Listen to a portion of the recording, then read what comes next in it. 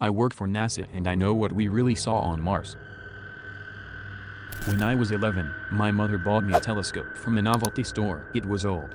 About 10 or so years maybe, slightly rusted from time, but never used. The next night, I went out to a small field and used it to gaze into the sky. The moment the reflected lights of the planets shined into my eyes was the moment I knew what I wanted to do. Our twin sister, Venus, so alike and yet more different than we could have ever imagined. Jupiter, the titanic guardian of the inner planets, morphing the system around it. Saturn, with her beautiful and luscious rings that enveloped her sky. Mercury, a small and rapid rock that was closer to the light than anyone on Earth could withstand. And most of all, Mars, the red planet, a fearsome war-born neighbor. And what would be the next step on humanity's path to the stars? I knew with just one look that I wanted to help guide us on that path. I've been working at NASA for over 15 years now, and in that time, I've seen dozens of proposals for a manned landing on Mars. Hundreds of people spent weeks at a time discussing the engineering process behind designing a craft capable of carrying out the task of transporting mankind back and forth between the two planets. Millions of dollars poured into projects that never came to light. And for the longest time, the problem was that we simply couldn't feasibly land someone on the planet and then help them return home safely. In part, that was one of the reasons we launched the Mars exploration rovers. If you don't know, I'll go over it briefly. The MER was a mission that involved launching 2 rovers to explore the surface of Mars, and the 2 were named Spirit and Opportunity. They would be the successors to the prior Sojourner rover. The data collected thanks to the MER is invaluable, and at any other time I'd love to divulge them. They were only planned to last 90 days, but the guys back in engineering seriously put in some effort. They lasted longer than they should have after arriving in early 2004. For most of the mission, it wasn't too special. We gathered as much data as we could, had the rovers explore their surroundings, mine up rocks sometimes, nothing too special to write home about unless you're really interested in Martian minerals. Officially, Spirit's mission ended after getting stuck in a sand pit in 2009, losing all power the year later, and the mission declared complete after another year. This is partially true. Spirit really did lose her power after she got stuck. It's partially our fault. She had fallen into a slight dip in the ground, and the risk of falling deeper was huge. We assumed it was a sandpit and acted like we always had, but alas, it wasn't. Upon instructing her to escape, Spirit lost her footing, falling into a deep hole. Her signal strength was heavily weakened by her fall, and the sands of Mars were destined to bury the rover alive. I spent most of the time with Spirit after she fell in. It's strange, yes, but I felt, and still feel, an attachment to the rovers. Seeing her trapped in the dunes of Mars was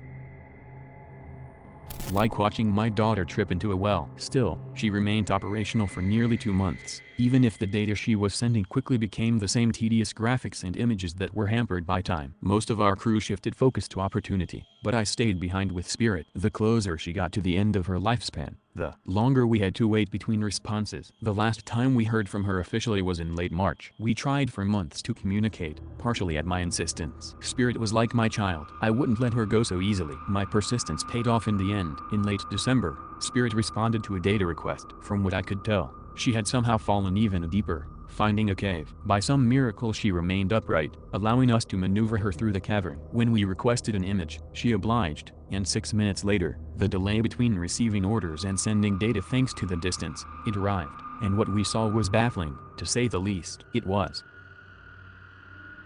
a perfectly vertical wall, with strange unknown symbols carved into its surface. There are many possible explanations for this, so nobody on the crew jumped to an extraterrestrial as the cause. We ordered Spirit to get closer and take another photo. It never arrived. Spirit stopped responding once again, likely due to her dying batteries. I thought that was it for her. The image was classified to keep the public from freaking out, at least until we determined an explanation behind the sigils in the wall. Shortly after that, Spirit's mission was declared complete, and then, out of the blue, she sent an image. This was puzzling. It was the only thing she had sent, despite the hundreds of requests for other forms of data and status updates after the last picture. My guess is that Spirit had actually received her previous order for a photograph, but for whatever reason, was unable to send it back until that point. Due to the circumstances, barely anyone was made aware of the incident. It was just me and a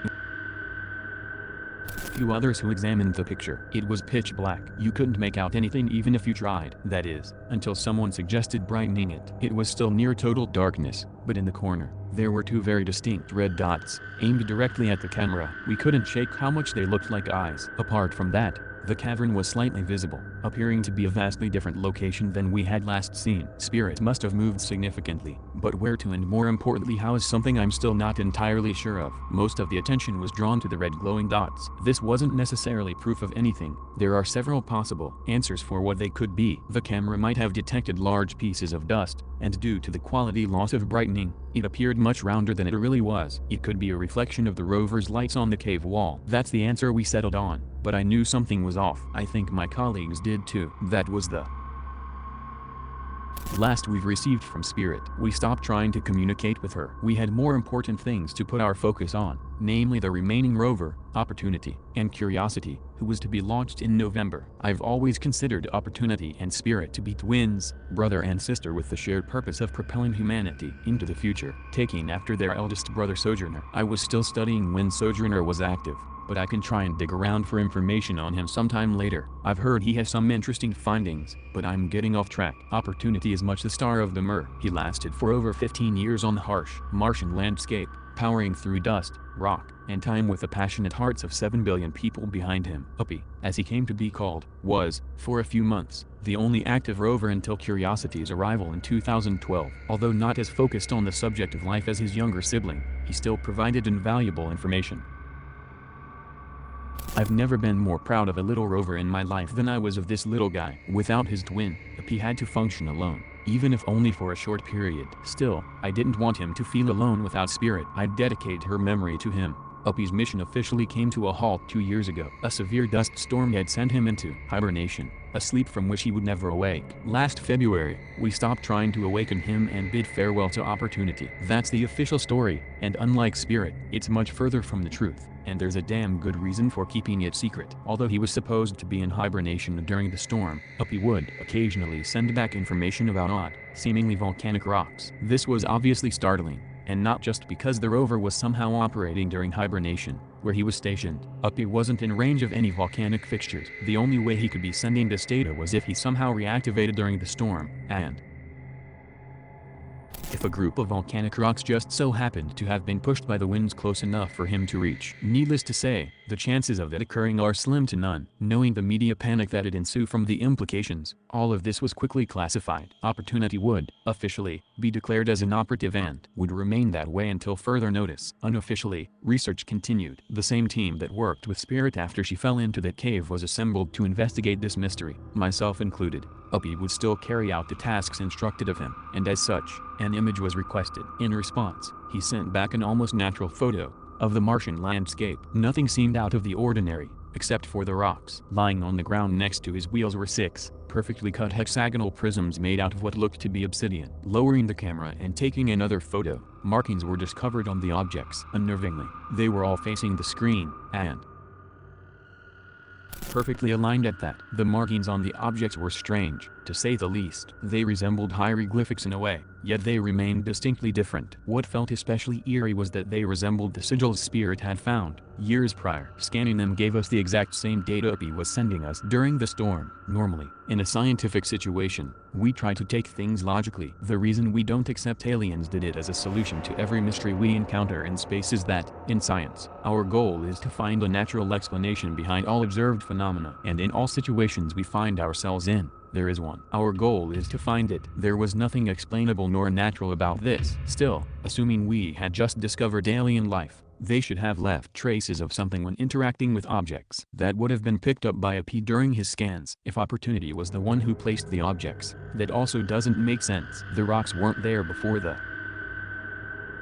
storm, and the wheels are much too slow for Uppy to have somehow found them and returned to his location. Besides that, why would he behave in this way? He had to have been instructed to do this by something we were somehow unable to detect, something that came during the storm. After a short debate, we instructed Uppy to pick up each prism and photograph it individually in hopes of possibly understanding what they were supposed to be. Multiple theories started up in the control room, quickly diverting attention. Assuming it was genuinely alien life, it is way too deliberate to have been an accident. Whatever alien life did this would be at least moderately intelligent. Maybe it was trying to greet us, but if that's the case, why like this? If it's aware we're watching, then why doesn't it show itself? The debates continued as Opportunity sent back photographs. Taking a break from the conversation, I briefly looked at the screen and immediately froze. The most recent image was of the second prism. Almost nothing unusual about that, but in the very far distance of the screen stood something. It was almost impossible to see behind all of the dust. I couldn't make out much of anything regarding the figure's appearance. I chalked it up to maybe being one of the other prisms, and the angle had made it appear further away. The third image disproved that. The figure was visibly closer this time, but still difficult to make out. From where it was shot, it was obvious whatever I was looking at was humanoid. It was rather short, about the size of a teenager. I took a moment, then waited for the fourth image. When it arrived, I nearly took a step back. At that point, it was clear that whatever this was, it had to be some sort of creature, and it was making its way toward me. They were much easier to see, judging by the sudden halt and chatter around me. They were hunched over, standing on jagged and clawed feet. A glimmer of red could be seen glaring at the camera, the same crimson shade captured by Spirit in her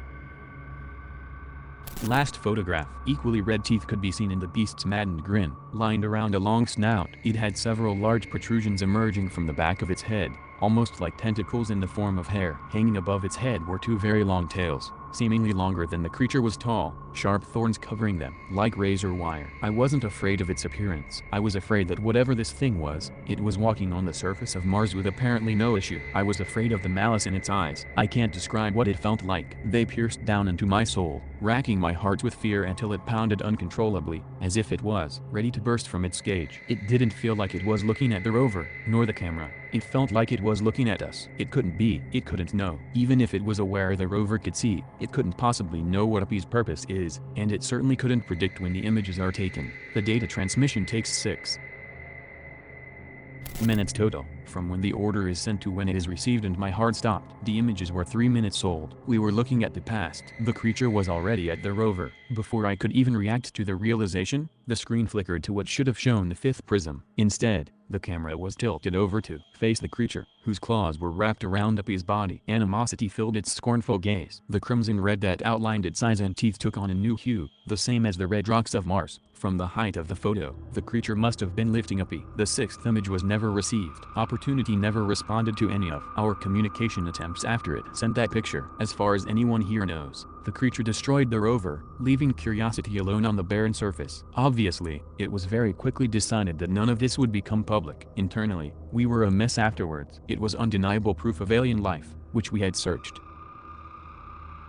so long to find, and yet while nobody could say why, it was more unnerving than exciting. We expected microbes, not an animal, let alone an intelligent one. That's what gets to me the most. The way its eyes locked into mine. There's nothing I can say that could possibly describe the feeling of abject hatred in that beast's eyes. That wasn't instinct, it was malice. It hated humanity, and it hated Earth, and it wanted us to know that. Despite how horrifying the ordeal felt, I kept my composure as best I could and assisted in the cover-up. I don't think I abandoned my morals, nor do I think that NASA did the wrong thing by hiding this. Hell, even now, I don't know if I'm doing the right thing by telling you all. The discovery of life on another planet should be one of excitement, not dread. That's what I wanted people to feel when we made the announcement. And so, the true fate of Opportunity remained in the shadows. I know a few people who tried to go public about it, posting online, telling friends and